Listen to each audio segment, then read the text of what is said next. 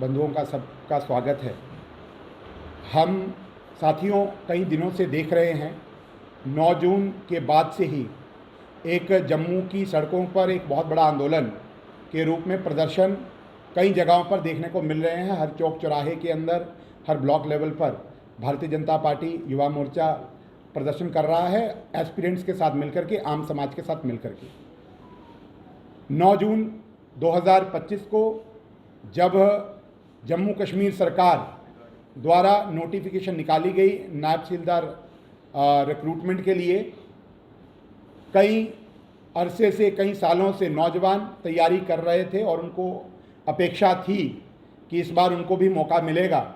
पर 9 जून को उनकी अपेक्षाओं पर पानी फेरने का काम इस सरकार ने किया, जिसमें उन्होंने उर्दू को कंपलसरी कर दिया और 50 नंबर का कंपोनेंट एग्ज़ाम जो मैंडेटरी है।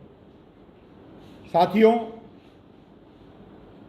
ये अगर हम मूल संविधान की स्पिरिट पर जाएं तो जो प्रीएम्बल है, प्रस्तावना है, जो इक्वालिटी ऑफ अपॉर्चुनिटी की बात करती है, ये उसका एक कंप्लीट वायलेशन है। आर्टिकल 16 जो है, जो बोलता है equality of opportunity and in public recruitment, public employment, तो ये उसका भी एक बहुत बड़ा आर्टिकल 16 का भी वायलेशन है। हमारा ये सारे विषय को देखने का जो नज़रिया है, ये रीऑर्गेनाइजेशन एक्ट जब 2019 को पारित हुआ, उसी के अंतर्गत स्टेट ऑफिशियल लैंग्वेजेस एक्ट भी पारित हुआ, जिसमें हमारी ऑफिशियल लैंग्वेजेस 5 हो गई: हिंदी, इंग्लिश, डोगरी, कश्मीरी और उर्दू। और 2011 के सेंसस की बात करें, जिसमें ये निकाला गया कि सबसे ज़्यादा बोले जाने वाली भाषा जो है कश्मीरी है, नंबर 2 पर बोले जाने वाली भाषा जो है वो डोगरी है, और नंबर 3 पर बोले जाने वाली भाषा हिंदी है, और बाकी सारी भाषाएं हैं। पर ये ऐसा क्यों कि उर्दू को ही कंपलसरी करना, जबकि उस सेंसस में निकल कर के आया कि केवल 1.25 करोड़ लोगों में से सिर्फ 19,956 लोग ही उर्दू जानते हैं, बोलते हैं। और ये अगर पूरी परसेंटेज का अगर हम निकालें तो 0.0167% ये नंबर है। पर ऐसा क्यों कि उर्दू को कंपलसरी किया जाए?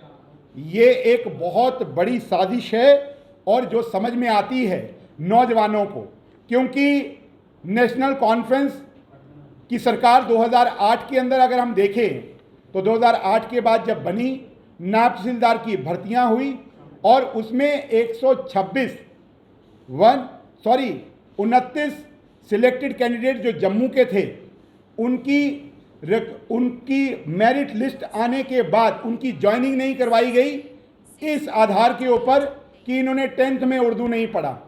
उन्होंने कोर्ट गए और कोर्ट से जाकर के रिलीफ लेकर के आए, बट उसमें 1.5 साल लग गया। 1.5 साल वो सीनियरिटी में पीछे हो गए, और ये डेलिब्रेट एक्ट था नेशनल कॉन्फ्रेंस द्वारा।